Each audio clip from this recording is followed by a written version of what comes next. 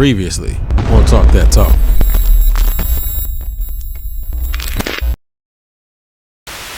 That's my 2 cents, is that we're putting bodies in the seat based on a certain expectation that is not accurate.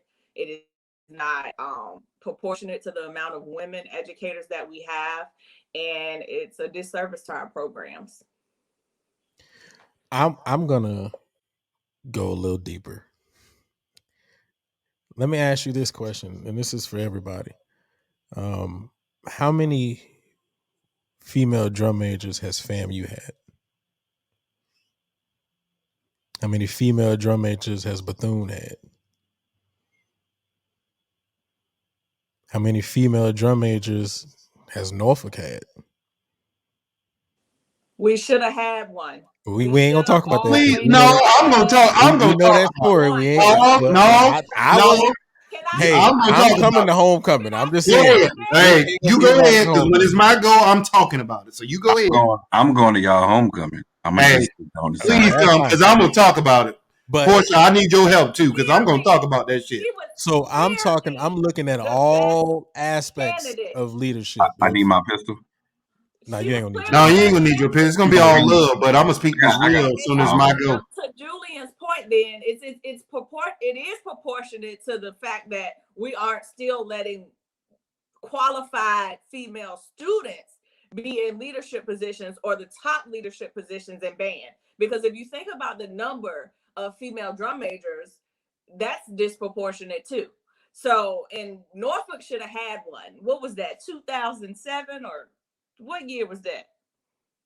2007. I think it was 2007, because I think that was that first year that Cofield became drum major, wasn't it? Yeah, she was clearly the best candidate. We was all standing there looking at it, clear as day.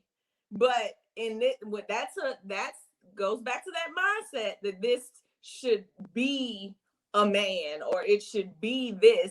And not trying, no disrespect to my rookie brother Cofield, but there was a better qualified person than he was. And we were a good band that year, but where could we have been had we had the qualified individual as the drum major? I love Crystal, I swear. All right. I'm gonna save Rick. Quan, go ahead. I mean, so I know this is gonna sound like corny or whatever, but I got a phone call from Dr. Roebuck this week. Speaking about auditions and whatnot, and I got excited because this is just where I'm at in my life. I'm secure with my masculinity. If you better, you better.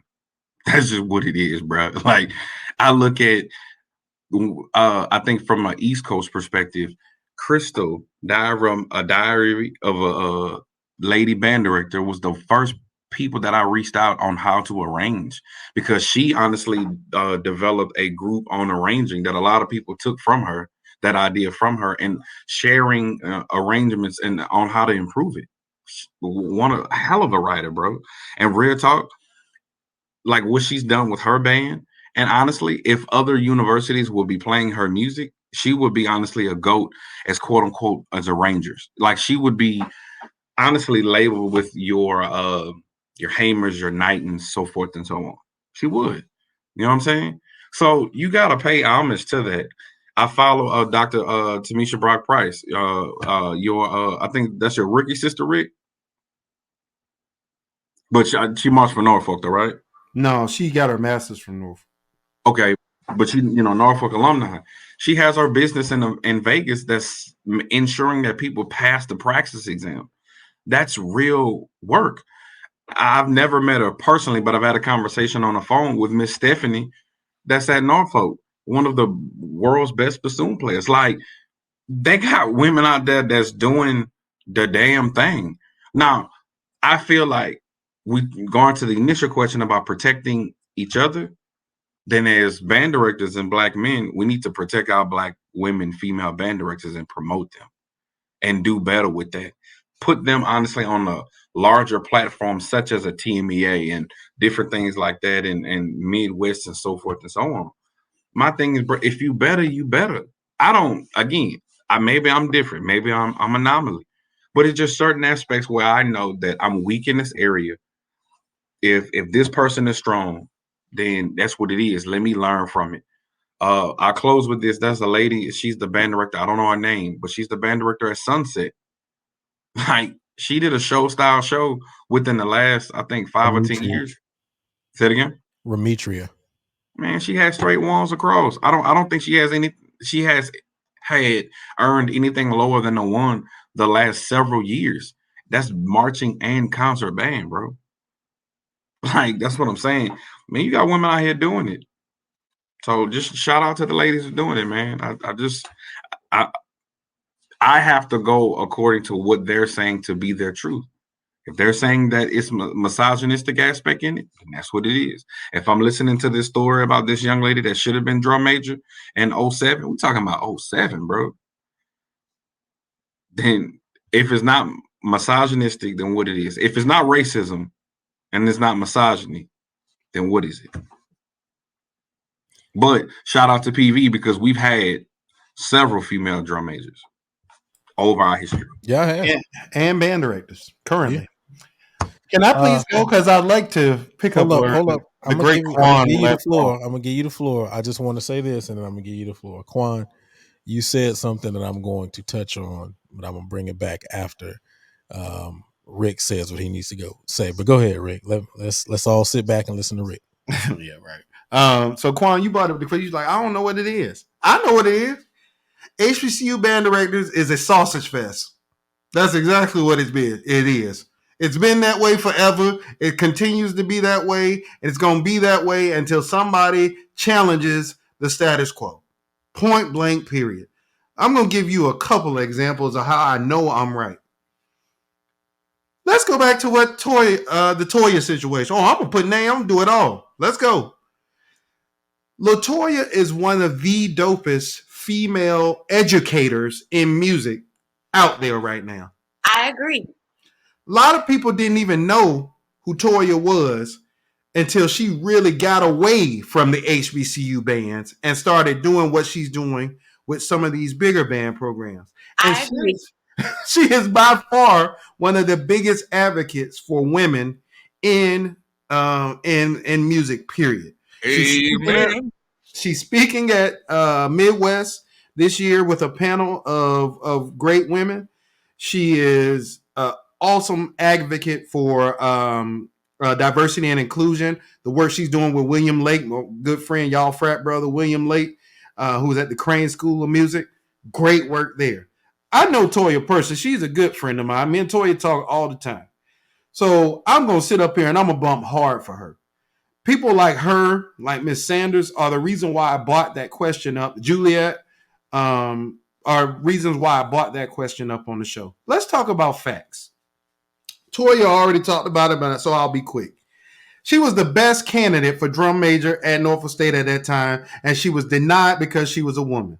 Misogyny, y'all, it don't matter if we're in 2022 or 1965. Misogyny is still huge in the black community. It just is. There are a lot of black men that will not vote for a black woman or any woman that runs for office. Forget all the other stuff. Hillary Clinton didn't do nothing worse than any of these other damn politicians. But they didn't like her because she was strong. She didn't take their shit, and she was able to speak for herself. Can nobody question her credentials? I've seen it said many times. She was the most qualified person for president we've ever had. And they found every bullshit reason in the world on why that lady couldn't be president and chose the worst president that we've ever had over her. That is the country we live in. That's not a black issue. That's not a white. That's a man versus woman issue. Let's look at some of these women band directors out there. Because we got a whole list of shitty male band directors. Think about all the women band directors you've ever known. How many of them had shitty band programs? All of them, damn near. Like, when it comes to the high school level, Juliet Borkins won Asymmetrics 3 years in a row, competing against all the best bands in the country. Minor, high school, all these bands. IC Norcom won 3 years in a row. She went undefeated. Sybil, the work she's doing. as an arranger, as an educator, all these things. All the women I know are dope ass teachers, but they don't get the experiences to be at the Southern Universities, the Jackson States, the better bands in the country. They get shitty ass band in the middle of a cornfield with a $25,000 budget, and they supposed to make goddamn magic happen with that. They got 6 horn players, 35 auxiliary dancers and flags, and a full drum line, and they supposed to make magic with that. That's the opportunity. Shots fired. Drumline always big though. Hey, and then when they do get an opportunity to get to one of these bigger schools, they offer them peanuts for pay. I wouldn't take that shit either. I'm a woman that's been active in the field for 30, 40 years, and you offer me $65,000 to be a director of bands at a big ass school that does band all these activities year round. Like, it's just disrespectful.